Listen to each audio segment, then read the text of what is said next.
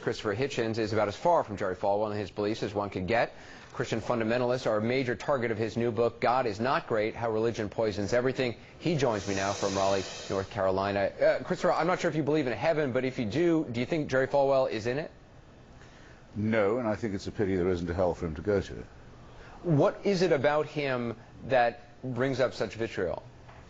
The empty life of this ugly little charlatan proves only one thing, that you can get away with the most extraordinary offenses to morality and to truth in this country if you'll just get yourself called reverend. Who would, even at your network, have invited on such a little toad to tell us that the attacks of September the 11th were the result of our sinfulness and were God's punishment if they hadn't got some kind of clerical qualification? People like that should be out in the street shouting and hollering with a cardboard sign and selling pencils from a cup. The whole consideration of this horrible little person is offensive to very, very many of us who have some regard for truth and for morality and who think that ethics do not require that lies be told to children by evil old men. That we're not told that people who believe like Fallwell will be snatched up into heaven, where I'm glad to see he skipped the rapture, just found on the floor of his office, while the rest of us go to hell. How dare they talk to children like this? How dare they raise money from credulous people on their huckster-like Elmer Gantry radio stations and fly around in private jets as he did, giggling and sniggering all the time at what he was getting away with? Do you get an idea now of what I mean to say? Yeah, no, I think you're making yourself very clear. I mean, how dare he say, for example, that the Antichrist is already present amongst us and is an adult male Jew, while all the time fawning on the worst elements in Israel, with his other hand pumping anti-Semitic innuendos into American politics, along with his friends Robertson and Graham. And yet there are... encouraging the most extreme theocratic fanatics and maniacs on the West Bank and in Gaza not to give an inch of what he thought of as Holy Land to the people who already live there, undercutting and ruining every Democrat and secularist in the Jewish state in the name of God. He's done us an enormous, enormous disservice by this sort of demagogy. What do you think it says about America that, and politics in America, that he was so successful in mobilizing huge swaths of the country to come out and vote?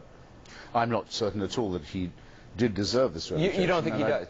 Well, I'm not certain that he was a mobilizer. We certainly hoped to be one. Well, the fact is that the country suffers to a considerable extent from paying too much by way of compliment to anyone who can describe themselves as a person of faith.